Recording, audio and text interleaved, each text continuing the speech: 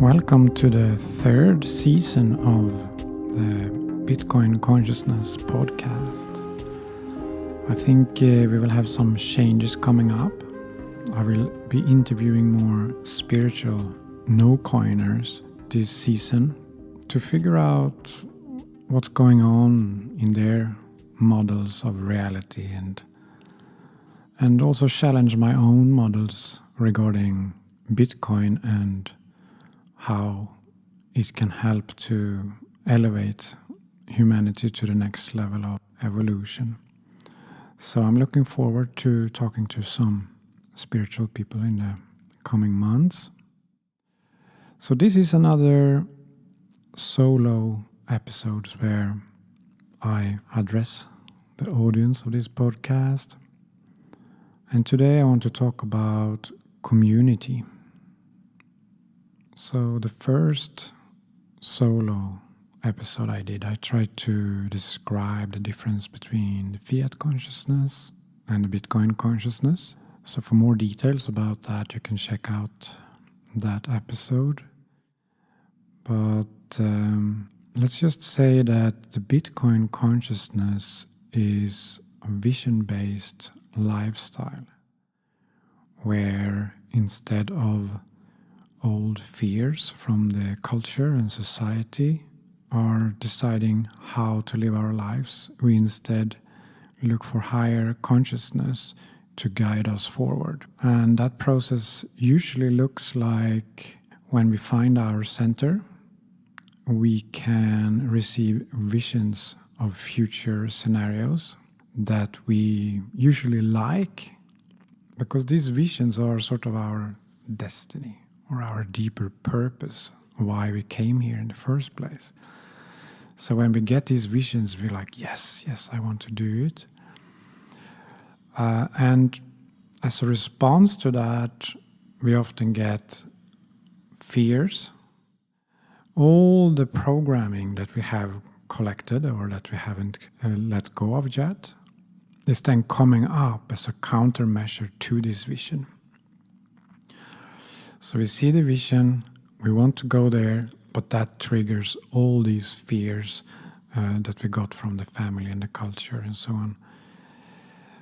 So the first challenge is to sort out these fears until we come back to that place where that vision again feels possible. And you could say that when we can think of that vision and it feels possible again, that's sort of when it starts manifesting in our reality. If we get stuck in that process, if we believe some of these fears, then we will be pulled down into consciousness and we will be living those frequencies, so those patterns from the family. And that can be everything from a couple of hours or a couple of minutes to a couple of months or to a couple of years. When all of those fears and doubts when the FUD is gone, then it's nothing stopping it. So in a way, the only limitations we have from manifesting our dreams is the fears that we hold on to and that distract us and trick us. After a while, we get used to not identifying with the fears, and this process of vision and then to manifestation, it happens faster. We are not sucked into those fears so much. So how is it then to live in a community where more people or all people around us live in this lifestyle? Vision-based lifestyle in flow with the creation. And many of these solo episodes, it's like a platform where I paint a picture of where we're going. So we have sort of reference points that makes it easier for us to drop the old behaviors, the old fear-based paradigms, and step into these new possibilities that are available to us already now. So it's probably not going to be like a mass shift where billions of people shift consciousness at the same time. But instead, it will be this gradual process of individuals and communities coming together around these higher consciousness concepts and start acting on them, start living in them, start creating their own dream, start creating their own heaven on earth. So as I see it, it will be communities building all across the globe, where these new ways of relating to each other and living life will become the norm, and then it will spread to the rest of humanity. So here we have Bitcoin Consciousness Community. We have a website, we have a Telegram group, we have the podcast, and we are attracting Bitcoiners who have an interest in higher consciousness. We will be one of these communities to embrace this lifestyle as a community. So how will this look like then? So you remember that the Bitcoin consciousness is based in abundance. So we will more and more start acting from this awareness of abundance. Of course, it will be this transition period where some days we will be feeling more abundance, while other days we will be feeling less, while these old fear patterns will be flushing out from our energy bodies. But this truth of abundance in creation will become more and more real, and we will get more and more experiences and get evidence for how it works. For example, synchronicities. Like every time we have a synchronicity, it's sort of an evidence of this higher intelligence guiding us. And for every vision we complete, that can be a project, small project or a big project. Like we get a vision and we shed the fears and we complete it. That creates experience that increases the trust in the next vision and the next vision. And talking to each other about these things will make it more and more real, and the fiat world will become more and more strange to us, and we will see it clearly how fear-based the fiat world is. So when we understand abundance, and I'm not talking only about financial abundance here, that's sort of a side effect, but whatever abundance means to you, but it will keep on evolving as a concept as we experience more and more. But you can say, when we are able to be our true self, we are in our best self. We are manifesting, or we are expressing our best self. Then we have the energy body around us, and whatever we think of, we know that it's possible. No lack exists in that state. So we don't have any worries. So wherever we are, we know that the future is going to be great. So the more time, or the more situations where we're able to be our true self, that's where we will experience the abundance. And this abundance is connected with neutrality, because as long as we have an opinion, we are still in duality, and we are involved with false identities that are always moving towards something and away from something. So they are always based in lack, scarcity. So when we are our true self, we are also neutral. we know that everything is going to be great, so we don't need to push in any certain direction. So we just allow creation to guide us, and we know it's going to be great. When we are in our best self, or we are in neutrality, we also respect others and their path. We don't have opinions, or rather we don't identify with any opinions about what should be best for others. And that is true decentralization then, because we don't put any conditions on people around us. So this is part of this new community where everyone is free to do whatever they want to do, whatever they are guided to do, or whatever fears they need to play out again. And that's all okay. And this is something we're not used to. Communities in the past were built on centralization. So this will be like a transition period, trying to figure out how can we work together while everyone is free to do whatever they want to. And everyone ideally should just follow their bliss, follow their creativity, and stay true to themselves. The magic part of that is that when people stay true to themselves, their actions become a win for themselves and for others. And this is something that we are just scratching the surface of. We are so used to fitting in and to adapt ourselves to the environment that those habits are so ingrained in our system. So the community here and other decentralized communities around the world, we are testing grounds for this kind of community.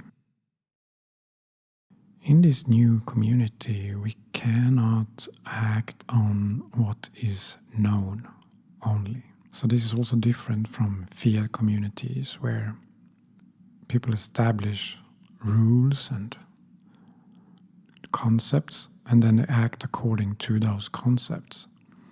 But then they are never actually in the moment because they're always referring to a rule or a concept that was created in the past. So the new communities will be living in these crosshairs between known and unknown. And that is when we are in the present moment. And rather than focusing a community around what we think is known or what we think is true, we are focusing the community around this unknown source, or God, or the invisible hand, or magic, or creation, whatever you want to call it. It's this magical element that is tying everyone together and that no one can control. It's this super intelligence that we are learning to work with this rather than the fiat consciousness. They're trying to work against this, trying to figure out how to live despite the unknown changes that keep on happening. So in the higher consciousness communities, we are instead learning to live in this flow. We're working with this superintelligence and allowing that superintelligence to be a part of our lives. Imagination will probably have a much bigger role in the future, because what we are able to imagine can also come true in the physical reality. And it's almost like imagination is like a sandbox, or when you create a computer program, you create like a beta version. We get the vision in our imagination. And as we rise in frequencies, our imagination will become even more real. So we can sort of step into our imagination. And not this imagination where we force a certain picture, but instead this imagination when we allow it to just unfold. So it's like a dream while we are awake. So we can just sit down and we start getting this imagination of a amazing scenario that we feel, wow, I would like to experience this. So rather than go straight to try to make it happen with force and willpower and so on that we used in the past, we can instead use the imagination to trigger any difficulties that would have come up. Like if we would have tried to do it straight in the physical reality, we would have gotten different challenges, problems, and so on. So in the future, we don't have to face those challenges in the physical reality. We can play this beta version in our imagination. And there we can see what problems come up. And there we can easier then understand which frequencies will be causing the problem, or actually would be causing the problem, because we are able to release those frequencies. And when we come to this stage of no more disturbing frequencies coming into our imagination, that's when we can start manifesting it in the physical reality. So this is from my experience, and this is how I think it will happen more and more. Maybe as there's a transition to something even greater, but this is a game changer, I think. So rather than using physical force or emotional force, mental force, try to make things happen, we just use our imagination to make sort of simulations and test runs to trigger any frequencies that would cause problems. And while we're doing this, we also get this sense of if it's in line with the rest of creation, so that we don't try to create something that, can I give an example of this? If we have a lack of something, and then we think that if I would become very popular with a certain group of people, then that would solve my problems, right? So then maybe I will get visions and see, that they are embracing me or something like that. But that whole vision and why I would even like to have that vision was based in lack. So rather than trying to do that in the physical reality, because even the intention was of a low frequencies, and then everything working against that also. So these simulations can also understand the origin of the visions, or origin of the desires that we want to have. Like, why do I want to have this? So in a way, every vision is testing both any resistance to it, and it's testing also where it comes from and if it's on a solid ground. So the foundation of these communities is that we don't need to do anything. We are all resting in an abundance and in a neutrality. And this will take some getting used to, because we are very used to thinking we have to do a lot of things. So another part of this type of community is how the visions are intertwining between different people at different times. So we can't control each other and we can't manipulate each other, but when we stay neutral, we will get visions that are in alignment. So maybe a group of a few people or many people will be working on the same vision. And open communications in Telegram groups and so on, where people express their visions, will help people to figure out, he has this vision, it correlates to mine, and then they get together and they start working on that. So I think a element will be the sharing of visions will be common. Rather than talking about the weather or sport events, we instead share visions and ideas, and that's how we connect with each other in a higher consciousness way. And it will be completely floating. So maybe 2 people work with 3 people for one project or 2 projects, and then they will be going to other groups, and everyone is sort of separate. But everyone is also constantly working together in just different constellations. So without attachments, but just driven by visions and passion. So when we act on these visions, the higher consciousness, hunches, inspirations, creativities, and so on, we are building momentum. And we feel that we are in the flow. And we finish one vision and we get another vision, and we feel this trust building up. We connect with others, they also feel the trust building up. And this is a very positive force. And this is one of the reasons why we have communities like this. It's to leverage the trust that one person can feel, and that vibe is inspiring others to trust themselves, which in turn inspires others. And the momentum grows in the community. The whole community starts shining, basically. And everyone feels in flow, doing what they love. And it's accompanied by abundance in all different ways.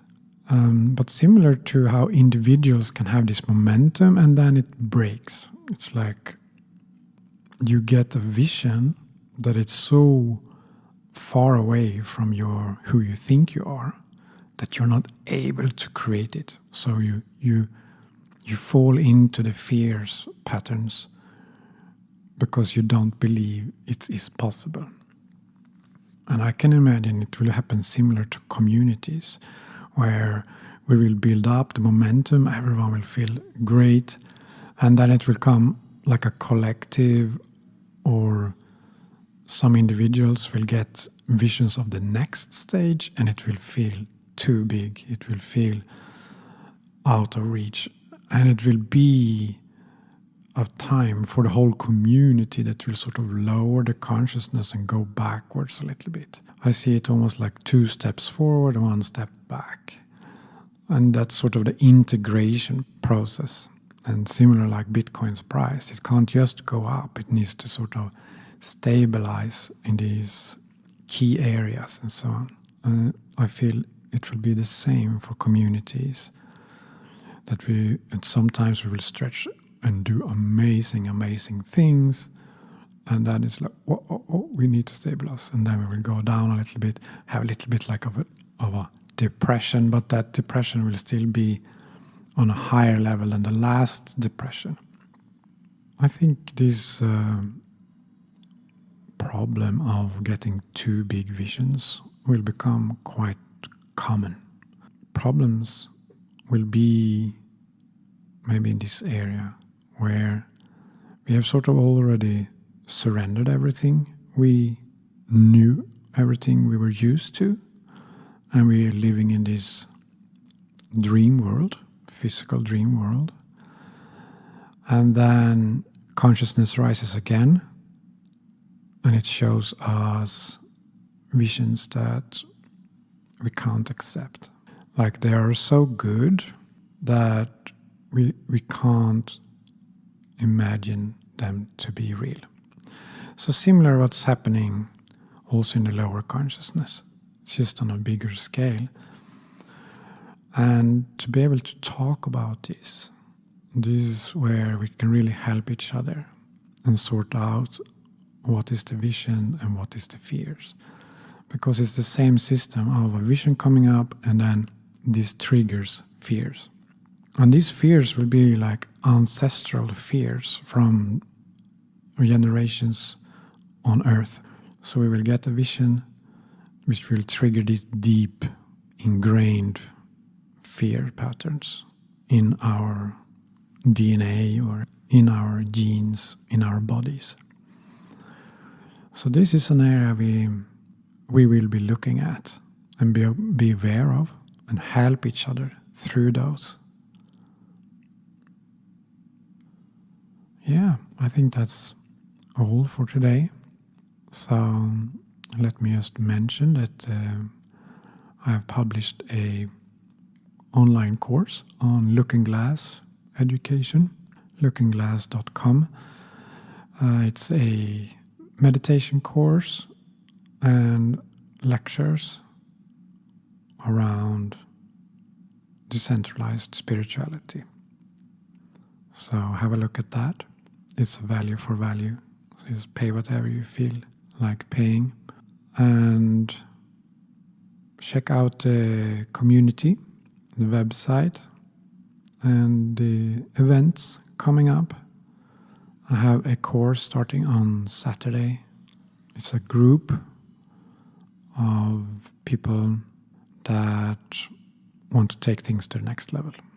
Basically the things I've been talking about here today. So this group will be for people who want to be the first to join this new lifestyle, to join the people who are already dreaming up their lives in the way that I am describing here today. So this is a very real reality.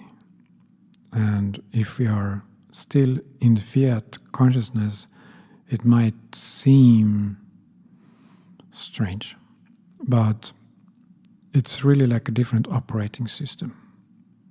And it's available for anyone who is brave enough to try it. And when we step into this, we just keep on doing what we love. We don't have to sacrifice ourselves to get what we think we want. And we live in flow. And we create day by day together with the creation, rather than working against it. So if anyone is ready to take that step, you can check out the course starting on Saturday. All information you can find on bitcoinconsciousness.com. So it's bitcoin-consciousness.com. So yeah, let's do this. I'm really excited for this year. And why I'm talking about this, it's like I have been getting these huge visions of what is next. And I've been going through, let go of all of these FUD in myself to make this happen. And it's going really well. Then it comes to this resonance. So it's like resonance when we get the vision, and then it's dissonance when all the fear comes up, and then it goes back to resonance, and then it happens in the physical. So let's go.